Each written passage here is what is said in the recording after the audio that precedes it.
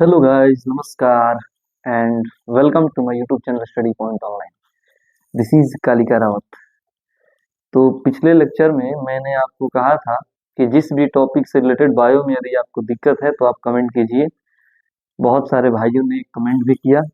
मैं कोशिश करूंगा कि उससे संबंधित आगे मैं आपको वीडियो प्रोवाइड कराऊं।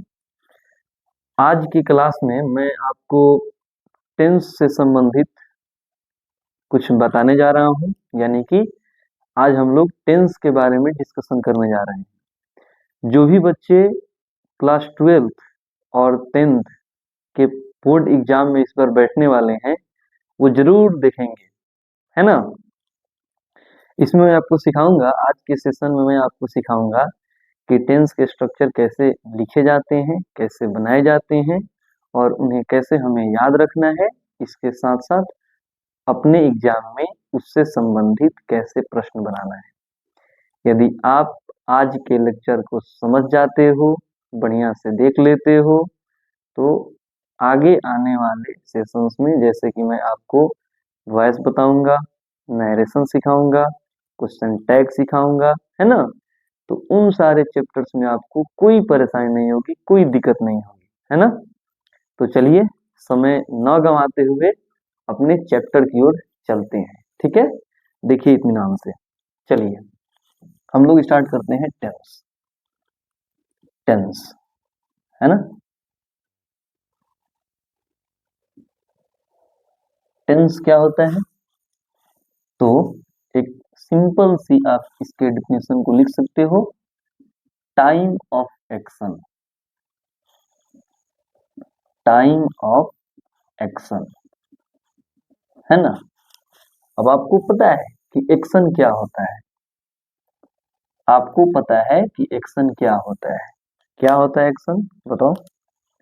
जब भी मैं आपसे पूछूं तो आप जहां से भी देख रहे हो वहीं आप बोलने का प्रयास कीजिए, है ना। आप बोल के जब पढ़ेंगे तो ऐसा लगेगा कि आप ऑफलाइन क्लास में बैठ के पढ़ रहे हो। एक्शन क्या होता है? एक्शन कुछ नहीं है, ये वर्ब है। और आप जानते हो, पांच होते हैं ना, verb 1, verb 2, verb 3, verb 4, verb 5, है ना। तो लिख देते हैं V1, V2, V3, V4। V4 क्या होता है? कुछ नहीं होता है, बस आप वर्ब 1 में ING लगा देते हो। V5 क्या होता है? कुछ नहीं होता है, बस वर्ब 1 में आप SES लगा देते हो, है कि नहीं। तो ये हो गया एक्शन यानी कि वर्ब। अब यदि बात करें हम टाइम, टाइम क्या होता है? तो टाइम स्टेट ऑफ चेंज है। स्टेट ऑफ चेंज है, यानी कि ये बदलाव की अवस्था है। आपको तो पता है कि आप सो जाते हैं, हम सो जाते हैं, पूरी दुनिया सो जाती है, लेकिन टाइम निरंतर गतिशील होती है। टाइम हमेशा चलते रहती है ना जी। तो यदि हम स्टेट ऑफ चेंज को देखें तो टाइम, आपको पता है कि टाइम तीन प्रकार के हो सकते हैं। एक वैसा टाइम हो सकता है जिसको हम लोगों ने एक्सपीरियंस कर लिया है। अभी का जो समय है, जैसे कि हम टेंस पढ़ रहे हैं, तो इस टाइम को हम एक्सपीरियंस कर रहे हैं। और एक ऐसा भी समय आएगा जिसमें हम एक्सपीरियंस करने वाले होंगे या एक्सपीरियंस करेंगे। यानी कि जिस समय को हम एक्सपीरियंस कर चुके होते हैं उसे हम लोग जानते हैं पास्ट के नाम से, है ना। जिसे हम एक्सपीरियंस कर रहे हैं उसको जानते हैं प्रेजेंट के नाम से। और जिसको एक्सपीरियंस करने वाले होते हैं, जैसे कि आप एग्जाम में बैठोगे, आपका पेपर बहुत बेहतरीन होगा, आप सारे क्वेश्चंस बना के आओगे, उम्मीद करते हो और मैं ईश्वर से कामना भी करता हूँ कि आप भी 80% प्लस मार्क्स गेन करो, चाहे आप 10th का एग्जाम दो या फिर 12th का एग्जाम दो, है ना। तो वो जो टाइम है जिसको हम एक्सपीरियंस करने वाले हैं उसे हम लोग बोलते हैं फ्यूचर, है ना। यानी कि ये भविष्य की बातें होती है। ये क्या होता है? इसको हम एक्सपीरियंस्ड कर चुके होते हैं, है ना। इसको एक्सपीरियंस्ड कर चुके होते हैं, है ना। इसको एक्सपीरियंस कर रहे होते हैं। इसको एक्सपीरियंस कर रहे होते हैं, है ना, और इसको एक्सपीरियंस करने वाले। तो ये तो बातें हो गई टाइम के बारे में। यदि हम एक्शन की बात करें, यदि हम एक्शन की बात करें तो ये एक्शन टोटल 4 तरीके से हो सकता है ना। पहला जो एक्शन होगा वो होता है इंडेफिनिट का। समझना ध्यान से, अगर आप ये चीजें समझ जाते हो ना तो फिर आपको टेंस का स्ट्रक्चर परेशान करेगा ही नहीं। आज की क्लास में केवल आज हम लोग देखेंगे टेंस का स्ट्रक्चर, अगले क्लास में देखेंगे इससे संबंधित इंपॉर्टेंट रूल्स, है कि नहीं। तो अगर हम एक्शन की बात करें तो एक्शन इंडेफिनिट हो सकता है। अगर हम बात करें एक्शन की तो एक्शन कंटिन्यूअस हो सकता है। अगर एक्शन की बात करें तो एक्शन परफेक्ट हो सकता है। अगर एक्शन की बात करें तो ये परफेक्ट कंटिन्यूअस हो सकता है कि नहीं। यानी कि इंडेफिनिट, कंटिन्यूअस, परफेक्ट और परफेक्ट कंटिन्यूअस, ये एक्शन टोटल 4 प्रकार से हो सकते हैं। कोई भी काम, एक्शन क्या है, काम है, वर्ब, वर्ब एक्शन वर्ब है, और वर्ब क्या है, काम है ना। तो ये काम टोटल 4 प्रकार से हो सकते हैं।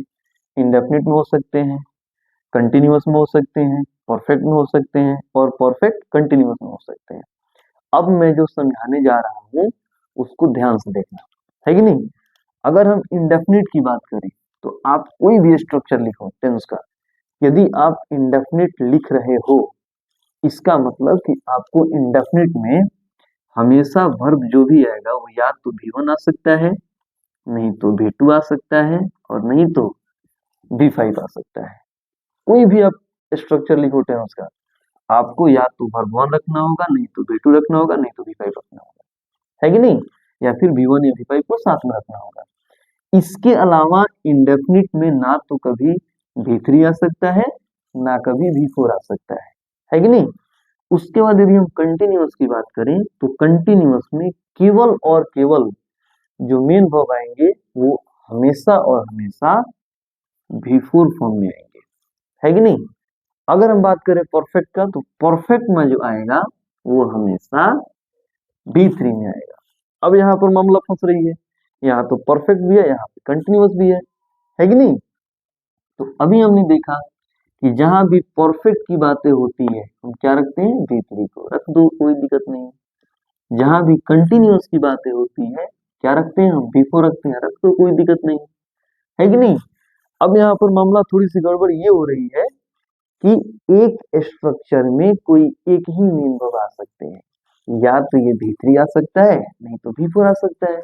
हम जानते हैं कि एक साधारण स्ट्रक्चर क्या होता है, तो साधारण स्ट्रक्चर में हो सकता है सब्जेक्ट हो सकता है ना, हेल्पिंग वर्ब हो सकता है, मेन वर्ब हो सकता है और ऑब्जेक्ट हो सकता है, इन हो सकता है। तो यदि हम बात करें मेन वर्ब की तो मेन वर्ब हमेशा बाद में आता है और हेल्पिंग वर्ब पहले आता है कि नहीं। तो यदि यहाँ बात किया जाए V4 की, है ना, तो V4 को हमें रखना है मेन वर्ब और इसको बना देना है हेल्पिंग वर्ब। अब हेल्पिंग वर्ब तो बहुत सारे होते हैं, हम कौन सा हेल्पिंग वर्ब रखेंगे, तो इसको समझने के लिए आप आइए फिर से स्टार्टिंग से, है ना, समझने का प्रयास करते हैं कि किन किन वर्ब में हमें किन किन वर्ब को लिखने के लिए हेल्पिंग वर्ब की जरूरत पड़ती है और किन किन वर्ब्स को लिखने के लिए हेल्पिंग वर्ब की जरूरत नहीं पड़ती है कि नहीं। तो ये हमारे जो वर्ब 1 महाराज हैं ये हेल्पिंग वर्ब के साथ भी आ सकते हैं और ये बिना हेल्पिंग वर्ब के भी आ सकते हैं, है ना। ये जो हमारे V2 महाराज दिख रहे हैं ये हमेशा बिना हेल्पिंग वर्ब के आते हैं। ऐसा कभी नहीं होगा कि ये हेल्पिंग वर्ब के साथ आए, है ना। और ये हमारे जो V5 महाराज हैं इनकी भी कुछ कहानी ऐसे ही है। ये जब भी सेंटेंस में आते हैं बिना हेल्पिंग वर्ब के ही आते हैं, है ना, कभी भी ये हेल्पिंग वर्ब के साथ नहीं आ सकते हैं, है कि नहीं। अच्छा, अब बातें हुई कि अगर V1 आएगा तो एक तो यहाँ बातें है कि अगर बिना हेल्पिंग वर्ब के आता है तब तो कोई दिक्कत ही नहीं है, लेकिन यदि ये हेल्पिंग वर्ब के साथ आते हैं तो किस हेल्पिंग वर्ब के साथ आएंगे, है कि नहीं। तो वर्ब वन जब भी आता है सेंटेंस में, वर्ब वन जब भी आता है सेंटेंस में, ये हमेशा डू फैमिली के साथ आता है। किसके साथ बाबू बोलो तो, किसके साथ? डू फैमिली के साथ। किसके साथ? डू फैमिली के साथ। यदि हम डू फैमिली की बात करें तो डू फैमिली के और मेंबर कौन कौन हो सकते हैं? तो डू फैमिली के मेंबर डू या डज हो सकता है, डिड हो सकता है और डन हो सकता है। तो ये बेचारे कभी भी हेल्पिंग वर्ब में नहीं आते हैं। या तो डू डज आ सकता है, नहीं तो डिड आ सकता है।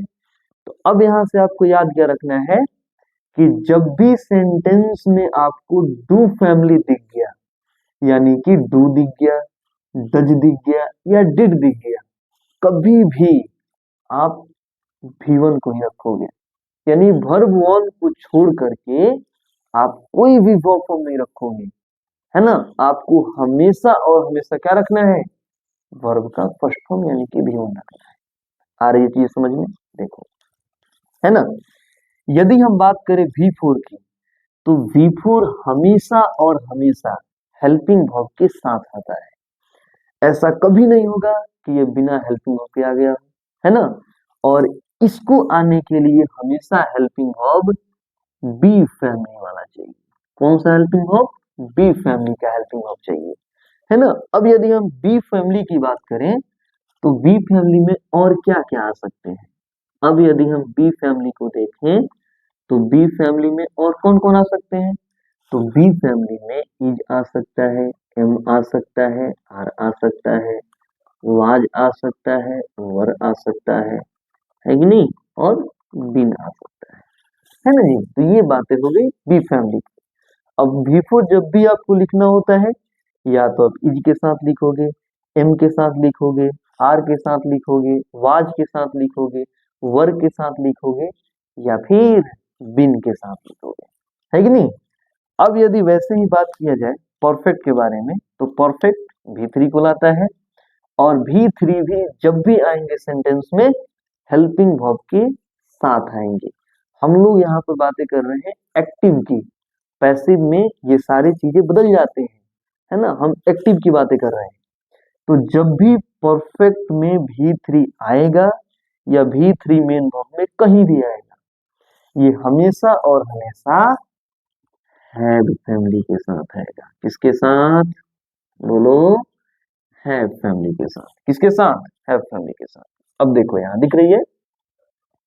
अब हैव फैमिली में कौन कौन आ सकते हैं? देखो, तो हैव फैमिली की बात करें तो इसमें हैज आ सकता हैव आ सकता हैड आ सकता है और हैड आ सकता है कि नहीं। हैव फैमिली की बातें हो गई। अब यहाँ जरा गौर कीजिए, आपने यहाँ देखा कि आपको V4 लिखना है, V4 को मेन वर्ब के रूप में रखना है और V3 को हेल्पिंग वर्ब बनाना है। अभी आपको हमने बताया कि V4 जब भी आएगा बी फैमिली के साथ आएगा, बी फैमिली के पास पहुंच जाइए, और बी फैमिली में आपको V3 लिखना है। तो ये V1, V2, V3, और V3 में क्या है? बिन है कि नहीं। यानी कि परफेक्ट कंटिन्यूअस का स्ट्रक्चर जब भी आप लिखोगे, है ना, जब भी आप लिखोगे, कहीं भी लिखोगे, आपको हमेशा बीन प्लस V4 रखना है। बीन क्यों रखना है? तो V4 आता है बी फैमिली के साथ, और बी फैमिली का V3 चाहिए, तो बी फैमिली का V3 क्या होता है? बिन होता है। क्या आई बात समझ में? एक बार देखो जरा गौर से। इसके बाद हम देखते हैं कि हमारे टोटल टेंसेस जो टाइम और एक्शन को जब एक साथ लेंगे तो ये कितने प्रकार के हो जाएंगे। आप खुद समझदार हो बच्चे, थोड़ी हो 12th में हो, 10th में हो, है कि नहीं। देखो, टाइम एक बार पास्ट है, एक बार टाइम प्रेजेंट लेना है, और एक बार टाइम फ्यूचर लेना है। तो यदि आप पास्ट को लेते हो, पास्ट टाइम को इंडेफिनिट एक्शन के साथ रखते हो, तो ये टेंस बन जाएगा पास्ट इंडेफिनिट। एक बार यदि आप पास्ट को कंटिन्यूअस के साथ रखते हो, क्या हो जाएगा? Past continuous. एक बार आप पास्ट को परफेक्ट के साथ रखते हो, क्या हो जाएगा? Past perfect. एक बार यदि पास्ट को आप परफेक्ट कंटिन्यूअस के साथ रखोगे, क्या हो जाएगा? पास्ट परफेक्ट कंटिन्यूअस, है ना। तो वैसे ही एक समय 4 एक्शन, फिर एक समय 4 एक्शन, फिर इस समय को चारों एक्शन के साथ, यानी कि 4 एक्शन यहाँ से, 4 एक्शन यहाँ से, 4 एक्शन यहाँ से, टोटल टेंस कितने हो गए? टाइम और एक्शन को एक साथ लिए तो टोटल 12 हो गए। कितने हो गए? 12 हो गए, है कि नहीं? तो अब 12 टेंस के स्ट्रक्चर इसी बेसिस पर कैसे लिखा जाएगा हम वो समझने का प्रयास करते हैं। एक बार या तो आप इसका स्क्रीनशॉट ले लीजिए, और नहीं तो आप यदि नोट्स बनाना चाहते हैं तो इसको लिख लीजिए। मैं थोड़े समय के लिए साइड होता हूँ।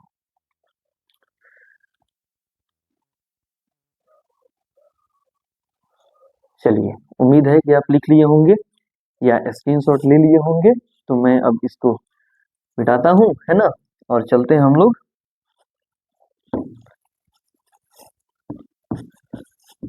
इसके स्ट्रक्चर के ऊपर कि स्ट्रक्चर लिखना कैसे है।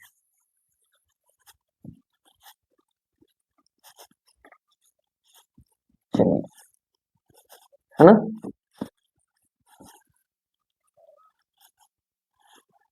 आ जाइए। एक बार हम टाइम लेते हैं प्रेजेंट की, है ना, और एक्शन लेते हैं इंडेफिनिट। आज केवल और केवल चर्चा होगी इसके स्ट्रक्चर के ऊपर, और मैं दावे के साथ कह रहा हूं कि आपको इसके बाद स्ट्रक्चर में कभी दिक्कत नहीं होगी, है ना। देखो इधर हमने आपको बोला कि जब भी आपको इंडेफिनिट लिखना होता है, इंडेफिनिट का स्ट्रक्चर, तो आप या तो इसमें वर्ब का फर्स्ट फॉर्म ला सकते हो, या V2 ला सकते हो, या फिर V5 ला सकते हो, है ना जी। क्योंकि टाइम प्रेजेंट की है तो इसलिए आपको यहाँ V2 नहीं रखना है, आप केवल वर्ब 1 और वर्ब 5 को लेकर चलिए, ठीक है। तो हम यहाँ से V2 को हटाते हैं, हम या तो V1 या फिर V5 को रखते हैं, है ना जी। बस हो गया स्ट्रक्चर तैयार, और क्या चाहिए। अब इसके बाद आपको हमेशा ही फॉर्मेलिटी निभानी है कि बाद में ऑब्जेक्ट जोड़ देना है और पहले आपको सब्जेक्ट जोड़ देना है ना जी। आई बात समझ में। एक चीज और देखो, हम यदि बात करें नाउन की, हम यदि बात करें वर्ब की, है ना, तो नाउन अपने उत्पत्ति से या नाउन अपने जन्म से सिंगुलर होता है ना। इसमें एस ई एस या अन्य चीजों को जोड़ के हम इसे प्लूरल बनाते हैं। जैसे बॉय क्या है? सिंगुलर है कि नहीं। जब हम इसमें एस लगा देंगे यानी कि बॉयज लिखेंगे तो ये हो जाएगा प्लूरल। क्या है ये है सिंगुलर, और इसमें एस लगा दिए तो ये बन गया प्लूरल। वैसे ही गर्ल में एस लगेंगे तो गर्ल्स हो जाएगा, है कि नहीं। जैसे ये मार्कर में एस लगेंगे मार्कर्स, प्लूरल हो जाएगा, है कि नहीं। अब यदि वर्ब की बात करें तो वर्ब नाउन से कैसे अलग होता है। तो एक सिंपल सी चीजें हैं कि वर्ब अपने उत्पत्ति से प्लूरल होता है। क्या होता है? प्लूरल होता है। ये सिंगुलर होता है, इसको हम प्लूरल बनाते हैं, जबकि वर्ब अपने उत्पत्ति से प्लूरल होता है और इसे हम सिंगुलर बनाते हैं। क्या बनाते हैं? सिंगुलर। जैसे अगर हम बात करें रन का, है कि नहीं। यदि बात करें हम रन का, तो रन क्या है? रन प्लूरल है ना। आप इसमें एस जोड़ते हो तो ये बन गया सिंगुलर, रन्स। आ गया समझ में। तो इंग्लिश का ये रूल कहता है कि यदि सब्जेक्ट सिंगुलर हो तो आपको वर्ब भी सिंगुलर लिखना है, यदि सब्जेक्ट प्लूरल हो तो आपको वर्ब भी प्लूरल रखना है कि नहीं। समझ रहे हो। आ जाओ देखो, अब यदि हम बात करें यहाँ वर्ब 1 की, तो आपने अभी देखा कि उत्पत्ति से ये क्या है, उत्पत्ति से ये प्लूरल है। V5 में क्या लिखते हो? एस लिखते हो। ये क्या है यार, ये तो V1 प्लस एस है ना, तो ये क्या है? ये सिंगुलर हो गया, है कि नहीं। यानी कि जब सब्जेक्ट आपका सिंगुलर हो तो आप हमेशा वर्ब का 5वां रूप रखोगे, है कि नहीं। जब सब्जेक्ट आपका क्या हो? सिंगुलर हो, तो आप हमेशा वर्ब के 5वें रूप यानी कि V5 का प्रयोग करोगे। अब सिंगुलर में क्या क्या आ सकता है देखो, अगर हम बात करें सब्जेक्ट का तो ही हो गया, सी हो गया, इट हो गया, है कि नहीं। या किसी एक व्यक्ति या या वस्तु, है ना। कोई एक व्यक्ति या वस्तु हो गया। अगर ये सब्जेक्ट होते हैं तो आपको हमेशा वर्ब का पांचवा रूप लिखना है। ठीक ठीक है। जैसे देखो, जैसे यदि हम बोले Sunidhi, Sunidhi go goes there, है ना। तो आप यहाँ फिल करके बताओ कि यहाँ गो होना चाहिए कि गोज होना चाहिए, बताओ जल्दी। आपके ख्याल से क्या होना चाहिए? तो यहाँ आप बहुत समझदार हो। देखो इधर, आपने अभी देखा कि सुनिधि, सुनिधि क्या है? एक व्यक्ति का नाम है ना।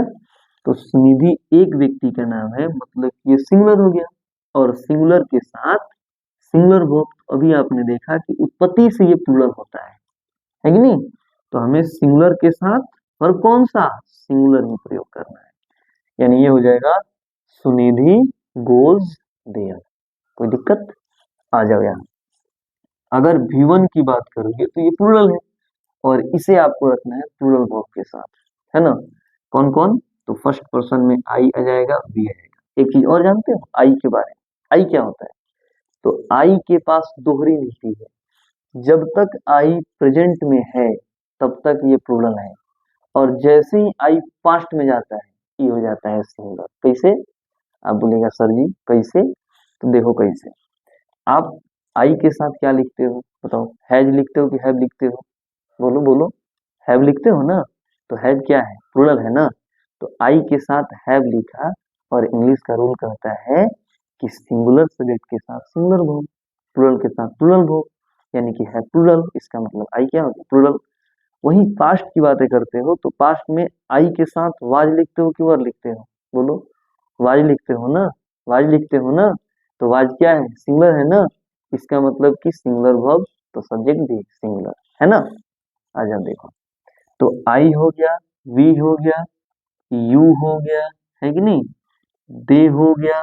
इसके अलावा एक से अधिक व्यक्ति या वस्तु, ये सारे के सारे क्या है? प्लूरल है। तो इनके साथ हम वर्ब का फर्स्ट फॉर्म लिखेंगे। जैसे अगर मान लो,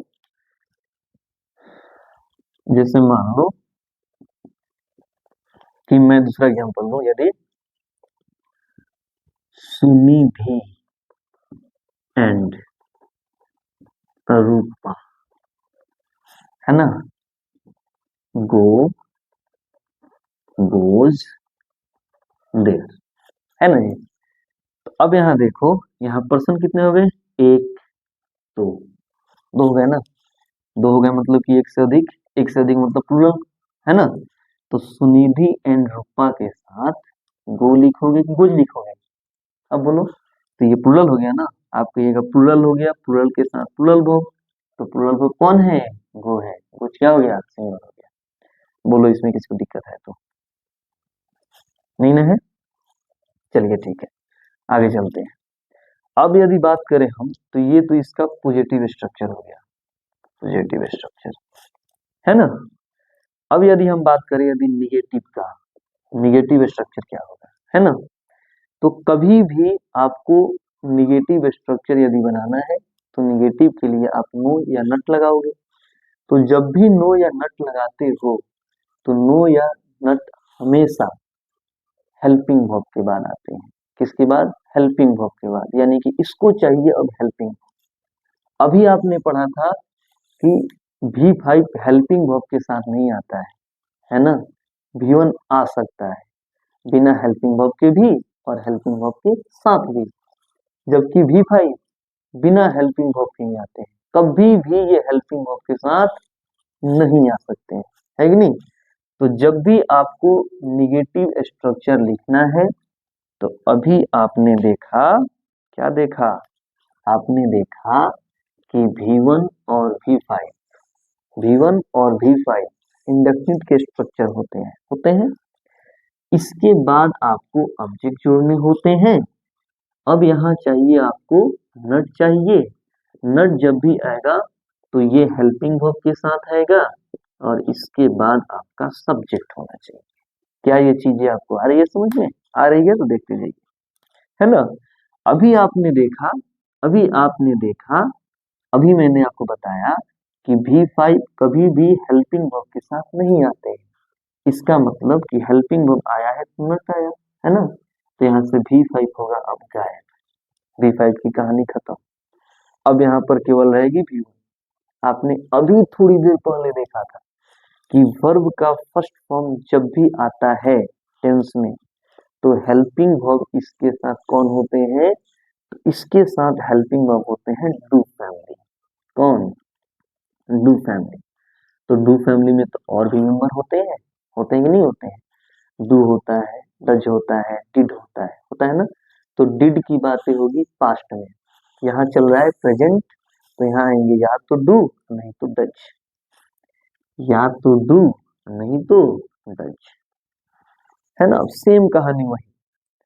अगर देखो ये डू है ना, तो डू है मतलब प्लूरल है, तो जब सब्जेक्ट आपका प्लूरल हो, आई हो, वी हो, यू हो, दे हो, या एक से अधिक व्यक्ति या वस्तु हो, है ही नहीं, तो उसके साथ आप डू लगाओगे, है ना। और जब सब्जेक्ट आपका सिंगुलर हो, क्या लगाओगे? डज लगाओगे। क्या लगाओगे? डज लगाओगे। तो यहाँ से does, do does helping verb आ गए, तो V5 की कहानी क्या हो गई? खत्म हो गई। इसके बाद आप देखो कि जब भी वर्ब वन आता है ना, तो एक तो वर्ब वन डू फैमिली के साथ आ सकता है और दूसरा मॉडल एक्सिलरी वर्ब के साथ आ सकता है, ठीक है। तो खैर यहाँ पर बातें टेंस की चल रही है, इसलिए मैंने उसके बारे में आपको नहीं बताया था, है ना। यहाँ तक चीज आ रही है समझ में? चलो अब इसी को निगेटिव बनाते हैं। तो अगर इसी को निगेटिव बनाए, अगर हम लिखते हैं सुनिधि डू डज नॉट गो या गोज देयर, है ना पहला। अगला निगेटिव यदि हम बनाए, Sunidhi and Rupa do does not go goes there, है कि नहीं। आप एक बार खुद से बनाने का प्रयास करो, उसके बाद मैं बताता हूँ, है ना। देखो यहाँ सुनिधि, एक पर्सन यानी सिंगुलर, तो सिंगुलर में डू क्या है? प्लूरल है ना। डू खत्म हो गया। क्यों खत्म हुआ? क्योंकि ये प्लूरल था। आपको चाहिए सिंगुलर, तो ये क्या हो गया? डज हो गया। Sunidhi does not. अब देखो अभी आपको हमने बताया, क्या बताया कि डू फैमिली के साथ V5 तो किसी कीमत पर नहीं आएगा। तो ये हो गया Sunidhi does not go there, है ना। यहाँ देखो सुनिधि एंड रूपा, दो पर्सन है ना। जब दो पर्सन है मतलब कि प्लूरल, जब ये प्लूरल हो गया इसका मतलब क्या? इसका मतलब कि यहाँ से सिंगुलर वर्ब खत्म होगा, सिंगुलर वर्ब खत्म हो गया, यहाँ से क्या हो जाएगा? डू हो जाएगा। और जब डू डज हेल्पिंग वर्ब के रूप में आ गए तो V5 का तो कोई आसानी नहीं है, यहाँ क्या होगा? वर्ब वन होगा, यानी हो जाएगा Sunidhi and Rupa do not go there. बोलो यहाँ तक कोई समस्या हो तो? समस्याएं जितनी होगी, अब ये ऑफलाइन क्लास तो है नहीं, हमें आदत है ऑफलाइन बैच पढ़ाने का, तो हर सेंटेंस के बाद ऑफलाइन में बच्चों से पूछ लेते हैं बोलो कोई दिक्कत है तो, ठीक है, वही आदत यहाँ भी है। तो यदि आपको भी समस्याएं कोई होती है तो आप कमेंट बॉक्स में कमेंट जरूर करिए। यदि आपको मजा आ रहा है पढ़ने में, अच्छा लग रहा है, तो आप दोस्तों को भी बता दीजिए, इसमें मेरा भी भला होगा, आपके दोस्त का भला तो होगा ही। देखो एक बार, और वीडियो को लाइक भी करिए। 1000 फैमिली जल्दी जल्दी जल्दी जी पूरा कराइए, ताकि हम लोग लाइव एक दूसरे के साथ जुड़ सके, है ना। चलो इसके बाद हम चलते हैं कहाँ, तो इसके इंटेरोगेटिव में क्लोज इंडेड और ओपन इंडेड के ऊपर, कि क्लोज इंडेड और ओपन इंडेड स्ट्रक्चर क्या होते हैं, ठीक है। चलो देखो इसको रब करते हैं, ठीक है।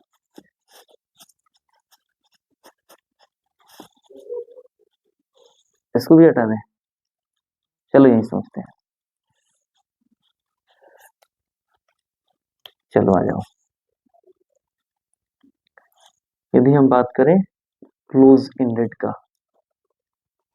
क्लोज इंडेड क्या होते हैं सेंटेंस, तो जिसका आंसर हम यस और नो में दें, है ना, उसे क्लोज इंडेड कहेंगे। या फिर आप बोल सकते हो जिस सेंटेंस की शुरुआत हेल्पिंग वर्ब से हो जाए, जैसे यहाँ देखो, अगर हमें क्लोज एंडेड यस और नो, इसी को बोलते हैं यस और नो क्वेश्चंस, यस और नो क्वेश्चंस, ठीक है नहीं। तो यस और नो वाले की शुरुआत हमेशा हेल्पिंग वर्ब से होती है। तो देखो यहाँ, यदि आपको इसका क्लोज एंडेड लिखना है, कुछ नहीं करना है आपको, सब्जेक्ट के पहले आपको डू डज लिख देना है। लिख देते हैं डू या डज, डू या डज, इसके बाद आपको लिखना है सब्जेक्ट, उसके बाद आपको लिख देना है वर्ब वन। क्या वी5 लिखोगे? कभी नहीं, भूल से भी नहीं। उसके बाद ऑब्जेक्ट विद क्वेश्चन मार्क्स, है ना। अब यदि आप चाहते हो कि आप यस और नो का निगेटिव लिखें, तो निगेटिव आपको सब्जेक्ट के बाद लिखने होते हैं। जैसे आप लिखोगे do does plus subject plus not plus V1 plus में ऑब्जेक्ट विद क्वेश्चन मार्क्स। आप चाहते हो कि ना गुरुजी हम तो नट पहले ही लिखे, तो लो ओकरो उपाय बा, का करे के होई, तो आपको लिखना होगा बबुआ कंट्रैक्टेड फॉर्म, डू और नट को एक साथ जोड़ के। जब डू और नट को एक साथ जोड़ोगे तो ये हो जाएगा डोंट, है ना। और जब डज प्लस नट को एक साथ जोड़ दोगे उसको बोल देंगे डजंट, है ना। तो ये भी आपको याद रखना है बाबू, ये क्वेश्चन टैग में काम आएगा, है ना। ये सारी चीजें आपको साथ में लेते चलनी है, क्वेश्चन टैग में काम आएगा, है ना। देखो इधर, अब यदि आप लिखना चाहते हो तो आपको लिखना होगा डोंट या डजंट, डोंट या doesn't plus subject plus V1 plus object with question marks, ठीक है। यदि आप लिखते हो ओपन एंडेड, मैं इसको हटा रहा हूं, ठीक है। देखो इधर, यदि आपको अब अगला इसमें ओपन एंडेड लिखना हो, ओपन एंडेड ई क्या होता है, तो जिसमें यस और नो के अलावा आप किसी अन्य शब्दों का प्रयोग करें आंसर देने के लिए, उसे हम क्या बोलेंगे? ओपन एंडेड, है ना। जैसे ओपन एंडेड में, ओपन एंडेड की शुरुआत हमेशा हम WH से करते हैं। कैसे करते हैं? WH से। कुछ नहीं करना है आपको, WH वर्ड्स जोड़ के, WH वर्ड्स जोड़ के आपको क्लोज एंडेड ही लिख देनी है। क्या लिख देनी है? Close ended. ये टोटल क्या है? क्लोज एंडेड है। तो WH लिखने के बाद आपको क्लोज एंडेड जोड़ देना है, वही क्या हो जाएगा? Open ended. कैसे? देखो, WH में कौन कौन आ जाएगा? WH में वाट आ जाएगा, वेन आ जाएगा, है ना, वेयर आ जाएगा, हाउ आ जाएगा, है कि नहीं, हु आ जाएगा। ये सब के सब क्या है? WH है। तो जोड़ दो, WH वर्ड्स या WH फैमिली बोल दो। चलो हम वर्ड्स ही बोल रहे हैं, WH वर्ड्स प्लस इसी को उतार दो, डू या does plus subject plus V1 plus object with question marks, ठीक है। बस काम करता है, एक सीख गए, आपको सारे बहुत आसानी से सीख जाओगे। एक बार देखो, जल्दी स्क्रीनशॉट लो या फिर लिखो, उसके बाद आगे चलते हैं हम लोग। बहुत टाइम लग रहा है ये, चलिए चलो आगे चलते हैं। क्वेश्चन बुक ये फंसाएगा आपको, डू डू डच फैमिली के साथ आपसे V5 V2 का प्रयोग करवाएगा, है ना। उस सबको का पता है कि पहले ही से आप रट के बैठे हो।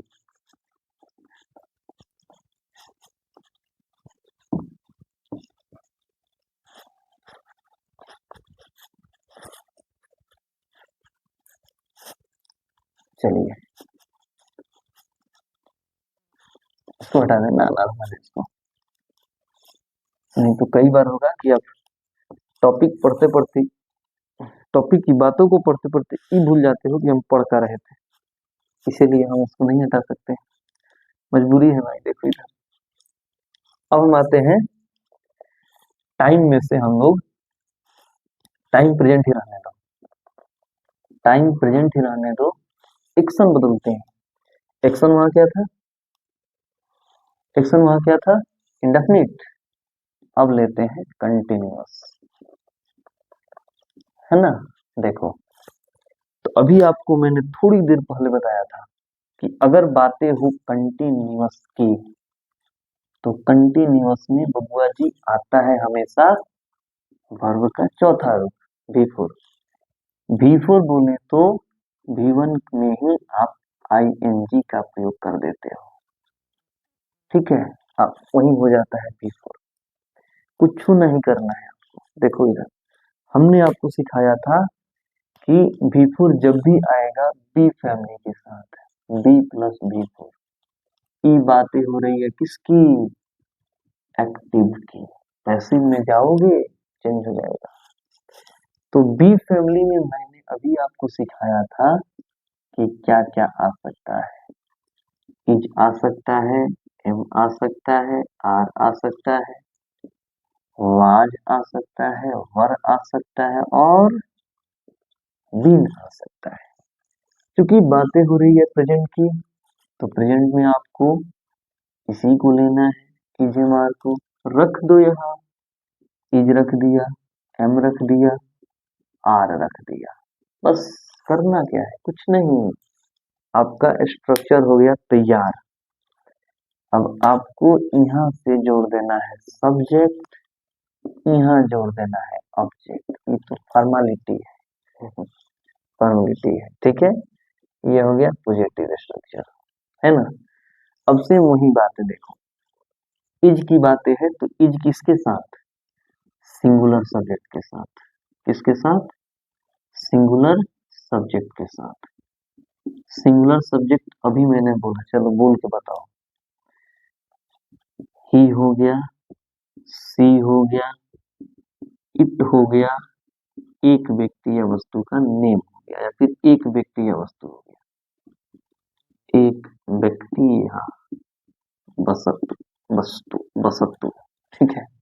ये हो गया, ये सारे के सारे सिंगल सब्जेक्ट है। एम की बात करोगे बबुआ जी, तो एम आता है आई के संग, रिजर्व है। ई जब ही आएगा आई के संग आएगा, ठीक है। हालांकि होता इहो प्लूरल है, दिखाएंगे कैसे। चलो आर की बातें हैं, तो आर आता है प्लूरल सब्जेक्ट के साथ, प्लूरल सब्जेक्ट के साथ। प्लूरल की बातें करोगे तो प्लूरल में चलो बोलो, वी हो गया, यू हो गया, दे हो गया, एक से अधिक, एक से अधिक व्यक्ति या वस्तु हो गए। एक से अधिक व्यक्ति या वस्तु हो गए, ठीक है। अब देखो, है ना जी, जैसे मान लो अगर हम बोले you, is, am, are writing a poem. चलिए टाक से बताओ तो इसमें क्या होना चाहिए। तो अभी आपने देखा, क्या देखा? यू, यू क्या है? प्लूरल, यू के साथ आर, यू के साथ आर, तो ये हो गया खत्म, ये हो गया खत्म। You are writing a poem, ठीक है। चलो अगर बात करें हम, ये तो हो गया पॉजिटिव। निगेटिव स्ट्रक्चर की बात किया जाए तो निगेटिव क्या है? कुछ नहीं है, आपको नोट नट का प्रयोग करना है। किसके बाद? हेल्पिंग वर्ब के तुरंत बाद। चलो अगर हम निगेटिव स्ट्रक्चर यहाँ लिखें तो निगेटिव में आपको लिखना है सब्जेक्ट प्लस में इज, एम, आर प्लस नट, उसके बाद वर्ब को, ओकरा बाद ऑब्जेक्ट, है ना। सेम वही कहानी, है ना। चलो अगर इसमें हम क्लोज इंडेड की बातें करें तो क्लोज इंडेड में हेल्पिंग वर्ब पहले, इज, एम, आर पहले, सब्जेक्ट उसके बाद आपको प्रयोग करना है बिफोर का, उसके बाद आपको ऑब्जेक्ट लिखना है विद क्वेश्चन मार्क। एक बार देख लेना वीडियो रिकॉर्डिंग हो रहा है कि नहीं। हाँ सब ठीक ठाक चल रहा है, ठीक है।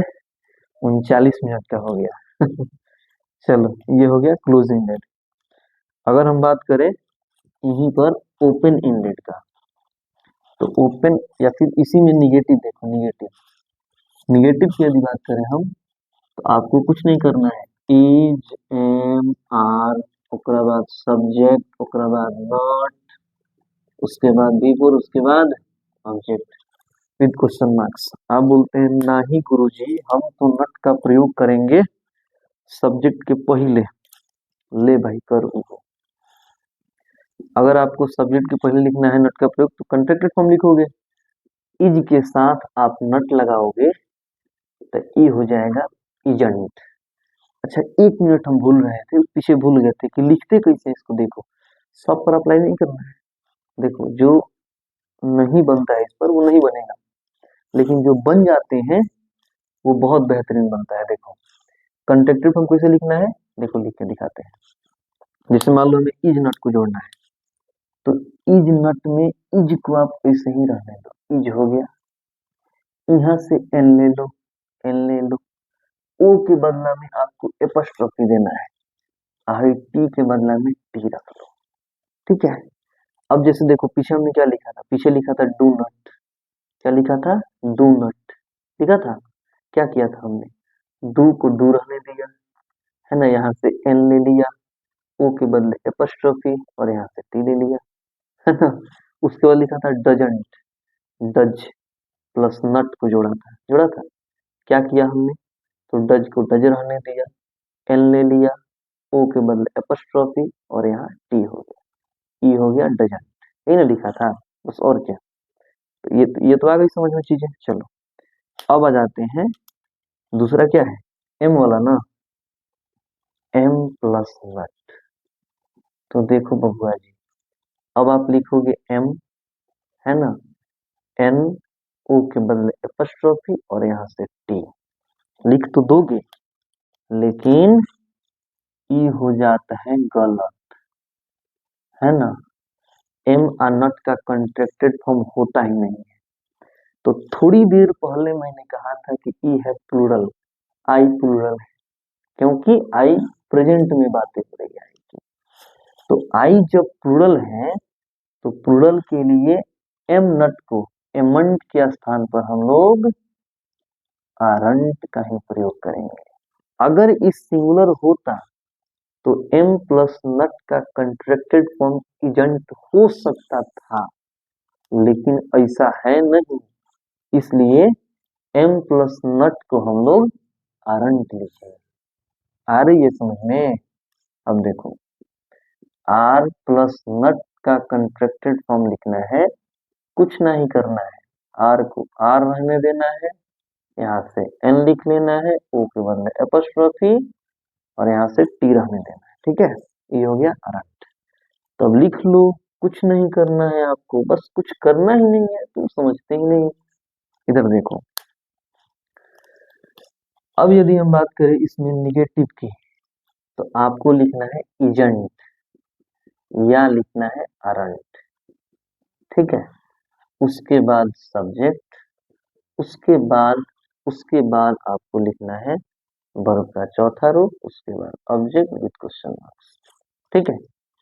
अब यदि क्लोज इंडेड की बात करोगे, क्लोज इंडेड की बातें करोगे, तो क्लोज इंडेड में हमने पीछे WH आपको दिखाया था क्या क्या होता है। कुछ नहीं करना है आपको, बस WH वर्ड्स जोड़ देना है और WH वर्ड्स जोड़ने के बाद एज इट इज आपको उठा के क्लोज इंडेड को रख देना है ना, सॉरी ओपन इंडेड हो रही है, ये बातें हो रही है ओपन इंडेड की।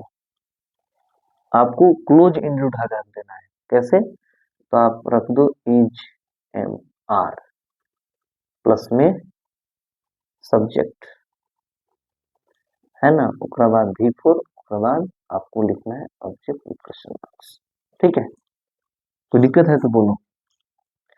तो चूंकि टाइम बहुत हो गया, बहुत लंबा वीडियो चला गया है ना, हमको उम्मीद नहीं थी, हम समझे थे कि 30 या 25 से 30 मिनट के अंदर ये चीजें बहुत आगे तक जाएंगी, लेकिन नहीं जा पाया।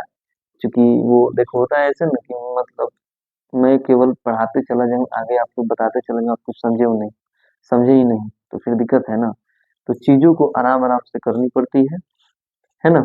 एक बार देखिए इसको, आज हम लोग यहीं तक हम देते हैं। अगला जब अगला जब लेक्चर आएगा इस पर टेंस पर आधारित, तो मैं कोशिश करूंगा कि प्रेजेंट परफेक्ट, कंटिन्यूअस तो खत्म हो गया, परफेक्ट से स्टार्ट करें, है कि नहीं। और पहले हम लोग इसका स्ट्रक्चर बहुत बेहतरीन तरीके से, बहुत बढ़िया से समझ लेते हैं, कर लेते हैं। अगर स्ट्रक्चर हो जाएगा तो उसके बाद हम देखेंगे कि टेंस के किस किस रूल्स पर, है ना, आपके एग्जाम में क्वेश्चन बनाए जाते हैं। प्रीवियस ईयर क्वेश्चन भी हम लोग प्रैक्टिस करेंगे, ठीक है। और स्ट्रक्चर से आधारित किस किस टाइप के क्वेश्चंस आपके बोर्ड एग्जाम में पूछे जा चुके हैं, उन चीजों को भी मैं डिस्कस करने का प्रयास करूंगा, ठीक है। तो आप पहले स्ट्रक्चर सीखो, एक बार दो बार प्रैक्टिस करो, एक बार दो बार वीडियोज को पीछे करके देखो, समझने का प्रयास करो। अगर समझ जाते हैं तो इसके बाद आने वाले जो चैप्टर हैं, जैसे नरेशन हो गया, वॉइस हो गया, इसमें आपको 1% भी दिक्कत नहीं होने देंगे, है ना। और चीजों को जब ऑप्शन में आपको मिलेगा ना वॉइस टेंस, आपको तरीका बताएंगे, छोटे छोटे तरीका, है ना। यदि आपको रूल्स नहीं भी याद है तब भी आप सही सही बना के आओगे, है ना। तो यदि आपको ये सेशन अच्छा लगा तो आप इसे लाइक करिए, अपना रिव्यू कमेंट बॉक्स में जरूर दीजिए, है कि नहीं। ये हमारे उत्साह को, हमारे टीम के उत्साह को जबरदस्त तरीका से बूस्ट करेगा। ओके, धन्यवाद। मिलते हैं फिर अगले सेशन में।